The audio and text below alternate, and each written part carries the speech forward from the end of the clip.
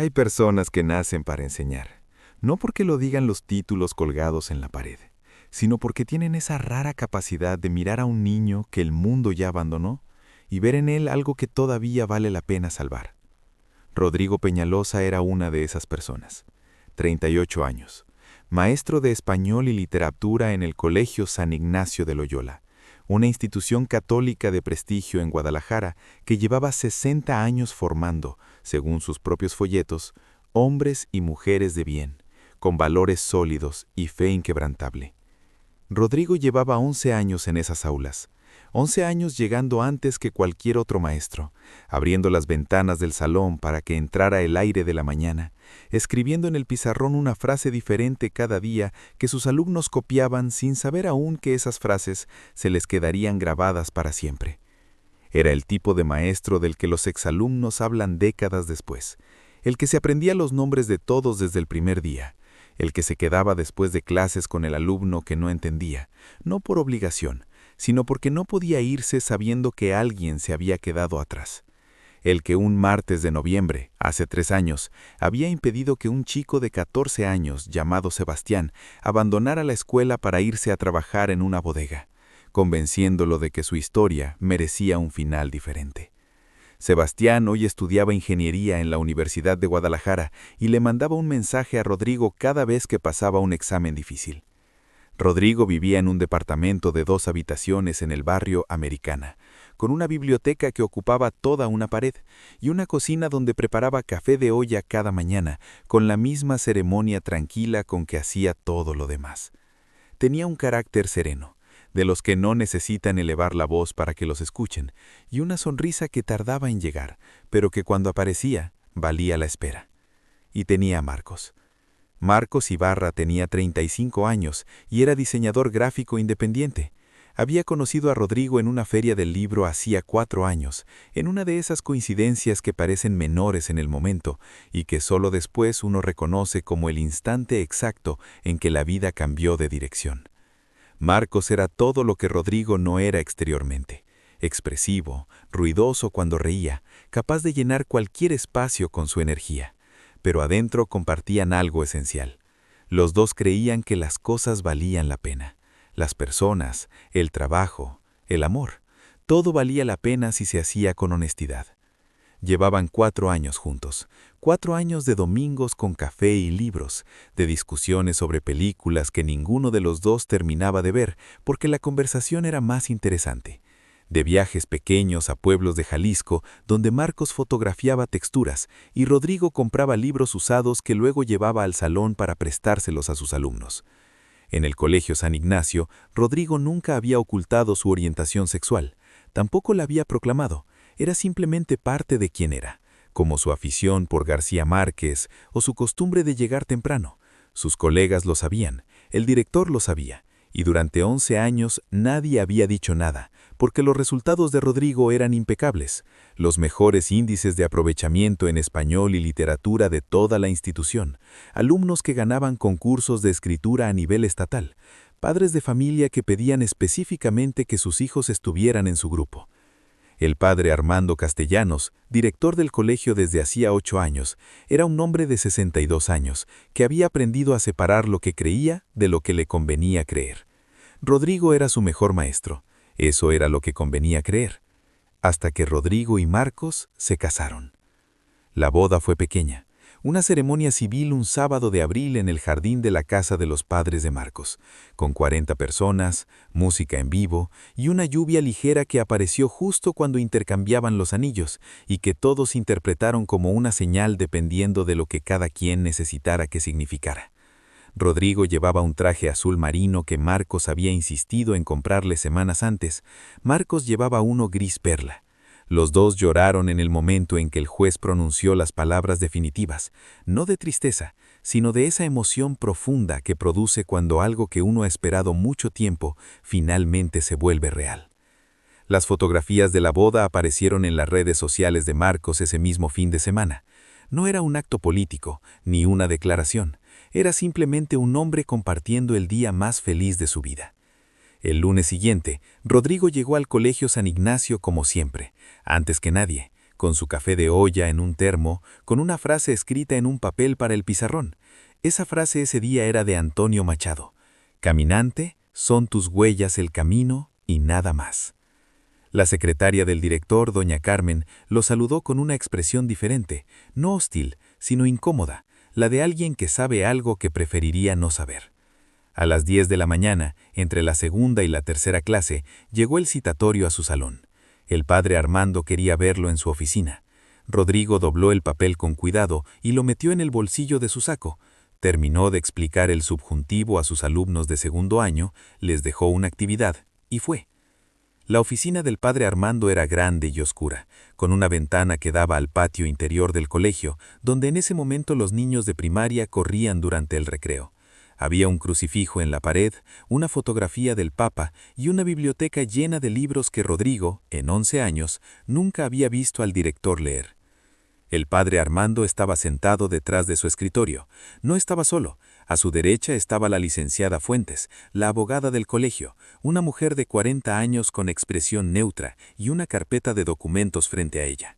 A su izquierda estaba el subdirector, el licenciado Bravo, quien miraba la mesa con la actitud de quien preferiría estar en cualquier otro lugar.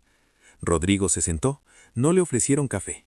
El padre Armando habló durante 10 minutos. Usó palabras como valores institucionales, contrato de trabajo, conducta coherente con la misión del colegio, ejemplo para los alumnos. No dijo en ningún momento la palabra matrimonio. No dijo en ningún momento la palabra gay. Habló en circunloquios perfectamente construidos que decían todo sin decir nada directamente. Al final, la licenciada Fuentes deslizó una carta sobre el escritorio. Era una carta de rescisión de contrato. Rodrigo la leyó completa. Sus manos estaban quietas sobre sus rodillas. Su expresión no cambió. «Padre Armando», dijo, cuando terminó, con esa voz suya que no necesitaba volumen para tener peso. «Llevo 11 años en esta institución. Mis resultados académicos están documentados. No he faltado un solo día sin justificación. Mis alumnos, sus alumnos, han ganado premios en nombre de este colegio. ¿Me está diciendo que nada de eso cuenta?» El padre Armando lo miró con algo que quería parecer firmeza, pero que en realidad era más parecido a la incomodidad. «Rodrigo, esto no es personal». «Claro que es personal. Me está despidiendo por casarme. Eso es lo más personal que existe». Silencio. «El contrato establece claramente». «El contrato», dijo Rodrigo, «no impidió que trabajara aquí 11 años mientras era un hombre gay soltero. El problema no soy yo, padre. El problema es que ahora hay un acta de matrimonio que hace que ignorarme sea más difícil». Nadie respondió. Rodrigo tomó la carta, se puso de pie y antes de salir dijo una última cosa. «Sebastián Mora, 14 años, hace 3. ¿Lo recuerda? Estaba a punto de abandonar la escuela. Yo me quedé con él 4 tardes seguidas hasta que decidió quedarse. Hoy estudia ingeniería. Eso también lo hice en nombre de los valores de este colegio». Cerró la puerta sin golpearla. Rodrigo llegó a su departamento esa tarde y no lloró. No de inmediato. Primero preparó café, se sentó en el sillón frente a la biblioteca y miró los lomos de los libros durante un tiempo que no supo medir. Luego llamó a Marcos. Marcos llegó en 20 minutos. Escuchó todo, sin interrumpir, sentado en el borde del sillón con los codos sobre las rodillas y esa expresión suya de concentración total cuando algo le importaba de verdad.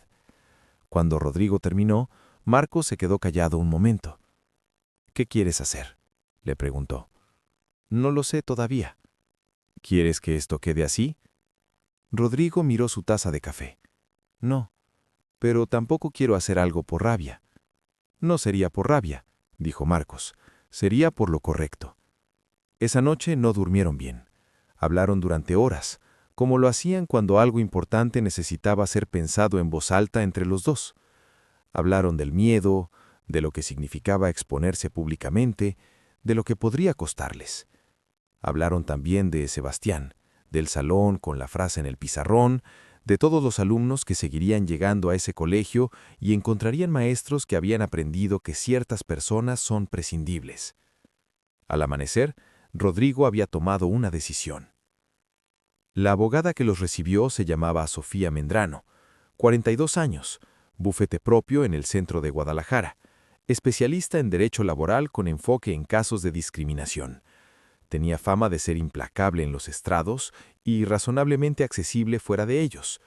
Una colega de Marcos la había recomendado. Sofía escuchó el caso con la misma atención con que Rodrigo escuchaba a sus alumnos, sin interrumpir, tomando notas, haciendo preguntas precisas en los momentos exactos. Cuando terminó de escuchar, ordenó sus notas y miró a Rodrigo directamente. Lo que le hicieron es discriminación laboral por razón de estado civil vinculada a orientación sexual. La Ley Federal del Trabajo lo protege.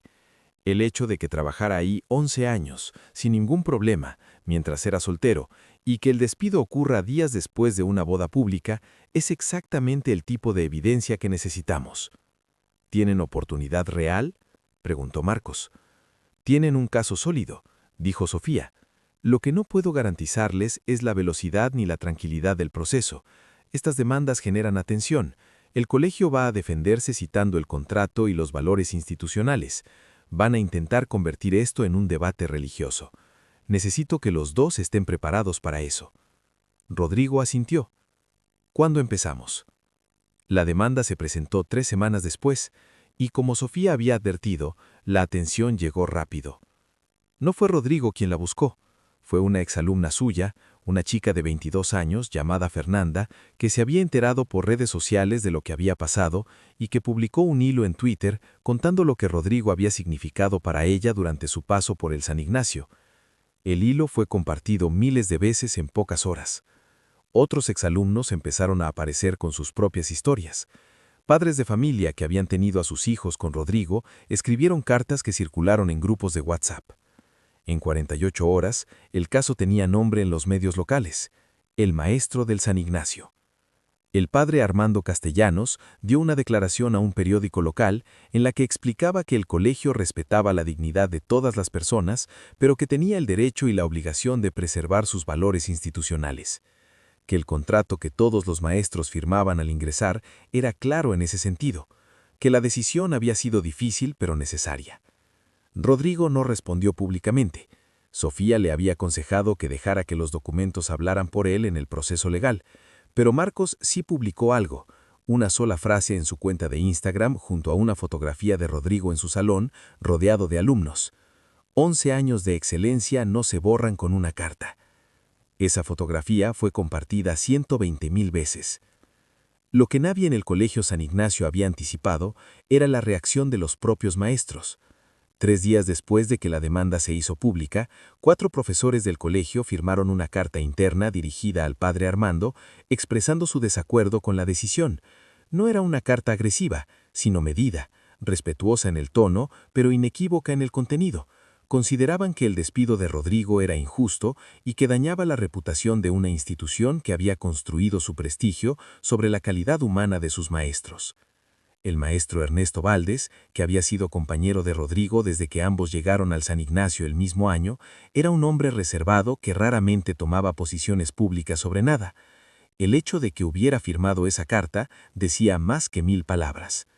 El padre Armando recibió la carta, la leyó y convocó a los 4 firmantes a una reunión que duró 2 horas, de la que nadie salió satisfecho. Entretanto, los abogados del colegio preparaban su defensa con la eficiencia fría de quienes han manejado situaciones similares. Su argumento central era simple. El contrato laboral que Rodrigo había firmado al ingresar al San Ignacio incluía una cláusula de coherencia de vida que obligaba a los empleados a conducirse de manera consistente con los valores de la Iglesia Católica. La boda con otro hombre violaba esa cláusula.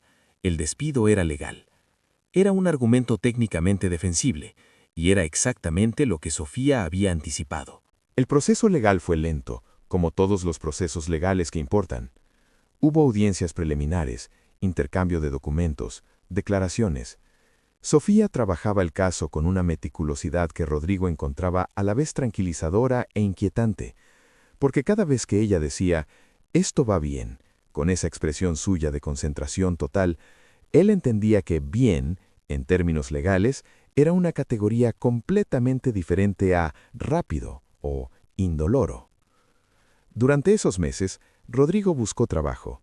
No fue fácil, no porque no tuviera méritos, sino porque el caso tenía nombre en los medios y varios colegios privados de Guadalajara, aunque nunca lo dijeron directamente, encontraron razones para no contratarlo que no tenían nada que ver con su currículum. Un colegio público del estado sí lo llamó. Era una escuela secundaria en un barrio periférico de la ciudad, con recursos escasos y grupos numerosos, y una infraestructura que contrastaba enormemente con los salones del San Ignacio.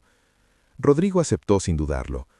Sus nuevos alumnos eran diferentes a los del San Ignacio en lo económico, pero idénticos en lo esencial. Necesitaban a alguien que creyera en ellos. Rodrigo empezó a llegar temprano también ahí. Empezó a escribir frases en el pizarrón, empezó a aprenderse los nombres desde el primer día. Marcos lo observaba todo con esa mezcla de amor y admiración que produce ver a una persona siendo exactamente quien es a pesar de las circunstancias.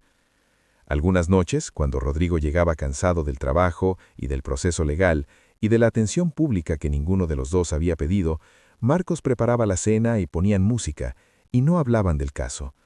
Hablaban de otras cosas, de un libro, de un lugar al que querían ir algún día, de nada importante, de todo lo que mantiene a dos personas conectadas cuando el mundo exterior se complica. Hubo noches difíciles. Hubo momentos en que Rodrigo se preguntaba si valía la pena, no la demanda en sí, sino el costo personal de todo lo que la rodeaba. La exposición, los comentarios en redes sociales de personas que nunca lo habían conocido pero tenían opiniones fuertes sobre su vida, las miradas en la calle que podían ser reconocimiento o juicio y que desde afuera eran indistinguibles. Una noche, sentados en el balcón del departamento con el ruido lejano de la ciudad abajo, Rodrigo le dijo a Marcos: «A veces pienso que lo más fácil hubiera sido quedarme callado». Marcos lo miró. «¿Y lo más correcto?». Rodrigo sonrió, una de esas sonrisas que tardan en llegar. Esto. La audiencia principal estaba programada para un martes de octubre, 8 meses después del despido. Sofía los había preparado con detalle, les había explicado qué esperar, cómo se desarrollaría el proceso, cuáles eran los argumentos que el colegio iba a usar y cómo los contrarrestarían.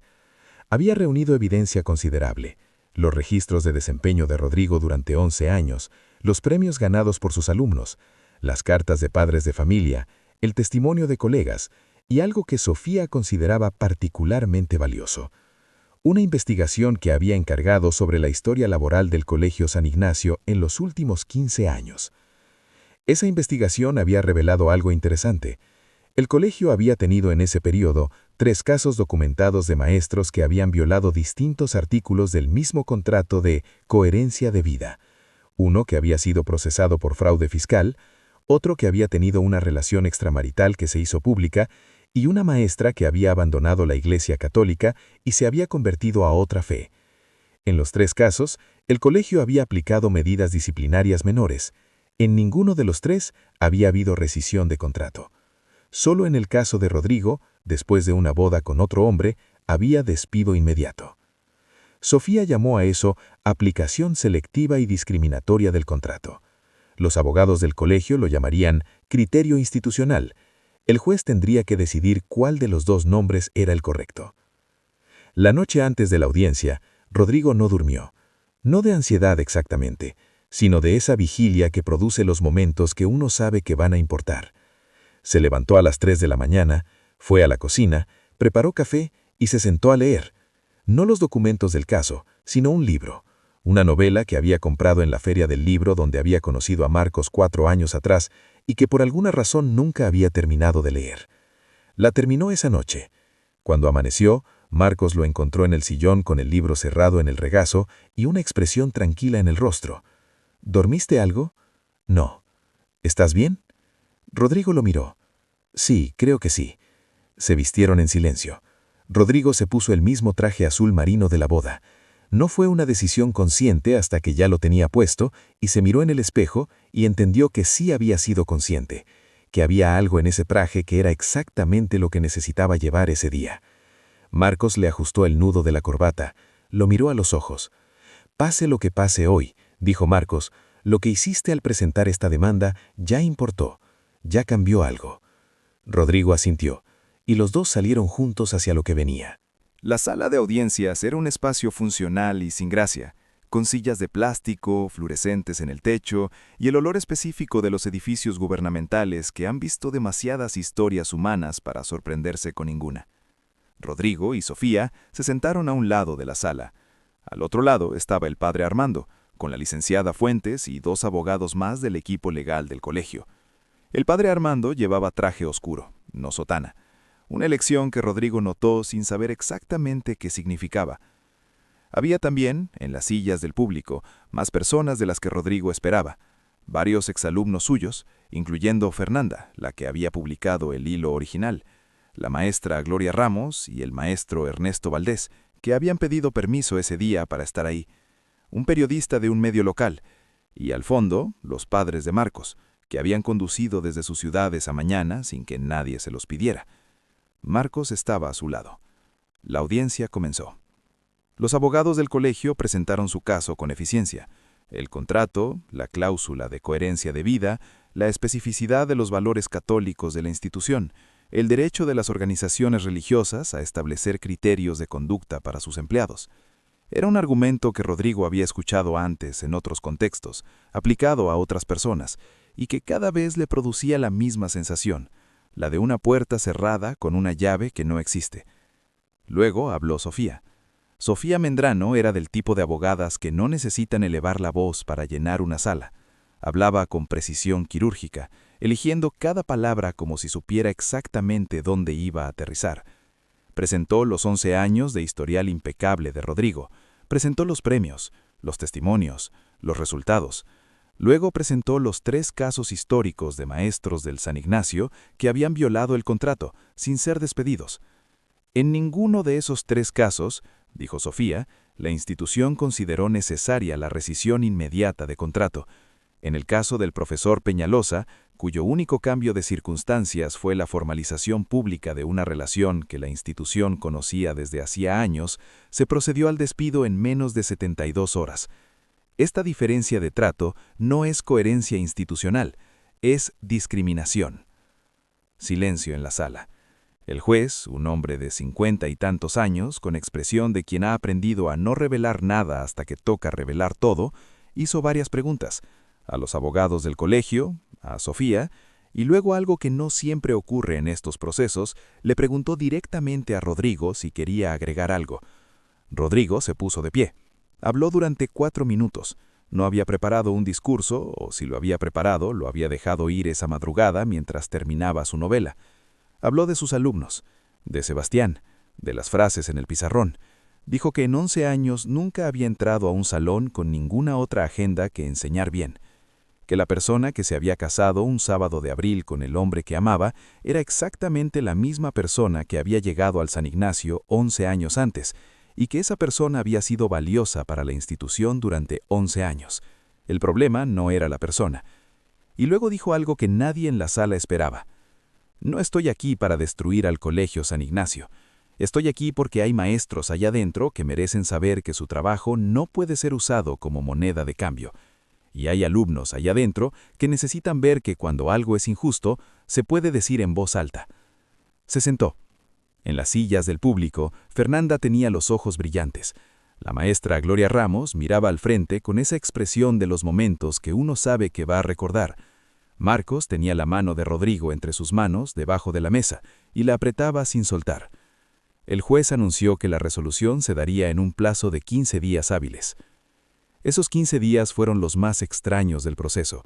La audiencia había sido cubierta por varios medios, no de manera sensacionalista, sino con la seriedad que el caso merecía. Hubo editoriales en periódicos locales. Hubo un programa de radio que dedicó 1 hora al tema del derecho laboral y la discriminación por orientación sexual. Hubo también, inevitablemente, voces en contra, comentarios en redes sociales, cartas al director de algunos periódicos firmadas por grupos que argumentaban que las instituciones religiosas tenían derecho a sus propios criterios. Rodrigo leyó muy poco de todo eso, no por indiferencia, sino por autoprotección, porque había aprendido que la atención pública es un ruido que puede confundirse fácilmente con el sonido de las cosas que importan, y que el proceso de distinguirlos requiere silencio. Siguió enseñando en la escuela secundaria del barrio periférico. Sus nuevos alumnos no sabían nada del caso, o si lo sabían, no lo mencionaban. Para ellos era simplemente el maestro Rodrigo, el que llegaba temprano y escribía frases en el pizarrón, y se sabía sus nombres desde el primer día. Eso era suficiente para todos. Un jueves de esos 15 días, mientras revisaba trabajos de sus alumnos en la sala de maestros, recibió un mensaje de un número desconocido. Lo abrió sin saber qué esperar. Era del padre Armando. Decía, en pocas palabras, que quería hablar con él, no en términos legales, personalmente. Rodrigo leyó el mensaje 2 veces, luego se lo reenvió a Sofía con una sola pregunta. ¿Acepto? Sofía respondió en 10 minutos. Depende de lo que quieras obtener de esa conversación. Legalmente no te afecta ni a favor ni en contra. Humanamente, eso lo decides tú. Rodrigo pensó en eso toda la tarde. Esa noche habló con Marcos. Marcos lo escuchó y luego dijo, ¿qué crees que quiere decirte? No sé. ¿Qué quisieras tú decirle a él? Rodrigo tardó un momento. Que no era necesario. Marcos asintió despacio. Entonces ve, dijo. Se encontraron en una cafetería neutral, no en el colegio, ni en ningún lugar que perteneciera a alguno de los dos. El padre Armando llegó sin traje, con ropa sencilla, y Rodrigo lo encontró en ese contexto más pequeño que en su oficina, más humano, más parecido a alguien que también carga algo pesado. Se saludaron con la incomodidad de 2 personas que se conocen bien y que al mismo tiempo están encontrándose casi como desconocidos. Pidieron café. Hubo un silencio que ninguno de los dos apresuró. El padre Armando habló primero. Dijo que había tomado la decisión del despido creyendo que era su obligación institucional, que la presión de la diócesis había sido considerable, que había miembros de la junta directiva del colegio que llevaban tiempo incómodos con la situación y que habían visto la boda como la oportunidad de resolverla de una vez, que él había dejado que esa presión tomara la decisión por él, cuando debería haberla tomado solo. No dijo que el despido había sido un error, pero dijo algo que para Rodrigo era casi equivalente. Dijo que 11 años de trabajo como el de Rodrigo no merecían terminar de esa manera. Rodrigo lo escuchó sin interrumpir. Cuando el padre Armando terminó, Rodrigo dijo, «Padre, yo no necesito que me dé la razón. Necesitaba que me viera, como persona, no como un problema a resolver». El padre Armando lo miró, y en sus ojos había algo que Rodrigo no le había visto nunca en 11 años, vergüenza genuina. No la incomodidad calculada de la reunión en la oficina, sino algo más profundo y más difícil de sostener. «Te vi siempre», dijo el padre Armando en voz baja. Ese era el problema. Rodrigo entendió lo que quería decir, y no respondió, porque no había nada que responder. Hay verdades que solo necesitan ser nombradas. Pagaron el café. Se despidieron en la puerta con un apretón de manos que duró un segundo más de lo habitual, y cada uno se fue por su lado.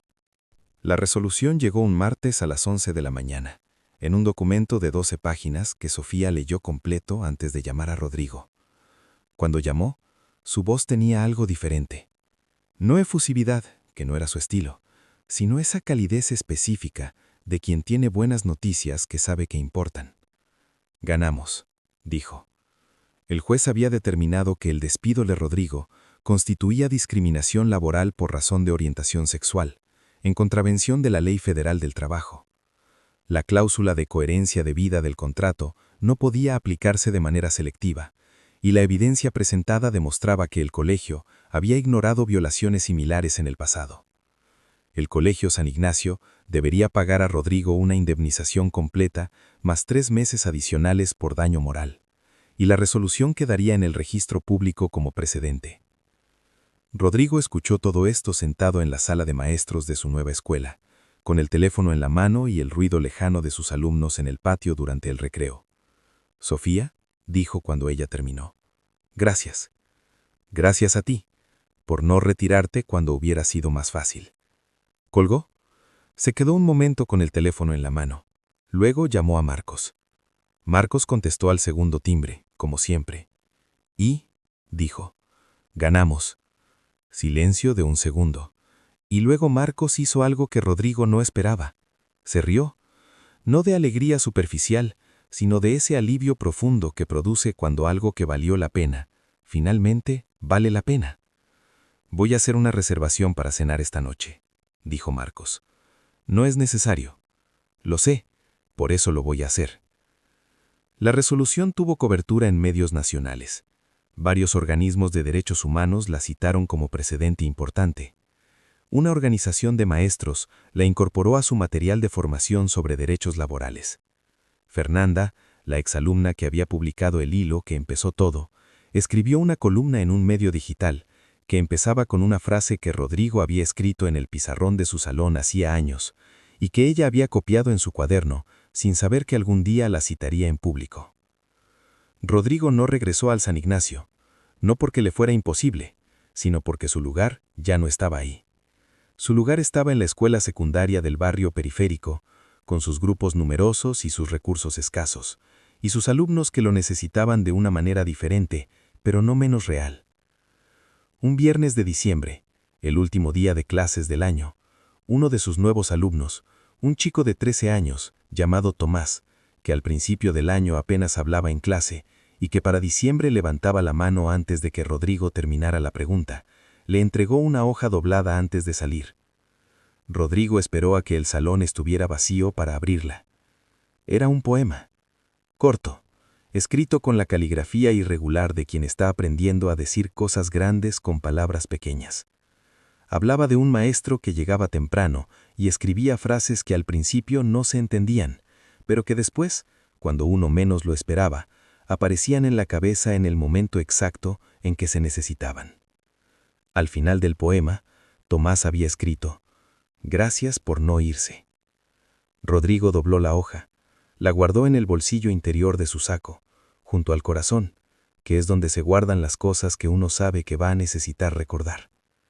Salió del salón, apagó la luz, cerró la puerta y caminó hacia afuera, hacia Marcos que lo esperaba en el coche con música puesta y café en un termo, hacia una noche de diciembre en Guadalajara, que olía a lluvia próxima y algo que no tiene nombre, pero que todos reconocemos cuando lo respiramos. A su vida, que era exactamente lo que siempre había sido, honesta, trabajada y completamente suya. Esta es la historia de Rodrigo Peñalosa, un hombre que durante 11 años enseñó a otros a encontrar su voz, y que cuando llegó el momento, usó la propia. Un hombre que no respondió la injusticia con odio, sino con dignidad, que no buscó destruir, sino ser visto, y que descubrió que a veces la victoria más importante no es la que aparece en un documento legal, sino la que cabe doblada en el bolsillo interior de un saco. Una historia que nos recuerda que el amor no necesita justificarse ante nadie, que la identidad no es una cláusula contractual y que hay maestros que cambian vidas simplemente siendo, con total integridad, quienes son. Si esta historia te movió algo por dentro, si conoces a alguien que ha enfrentado una injusticia por ser quien es, o si simplemente crees que el mundo necesita más Rodrigos y menos cláusulas de exclusión, déjame tu comentario aquí abajo. Me encanta leerlos a todos. Comparte este video con alguien que necesite recordar hoy que su identidad no es un obstáculo, sino su mayor fortaleza. Y si todavía no eres parte de esta familia, suscríbete a Finales Asombrosos. Aquí cada historia es un mundo completo, lleno de humanidad, emoción y finales que no olvidarás. Nos vemos en la próxima historia.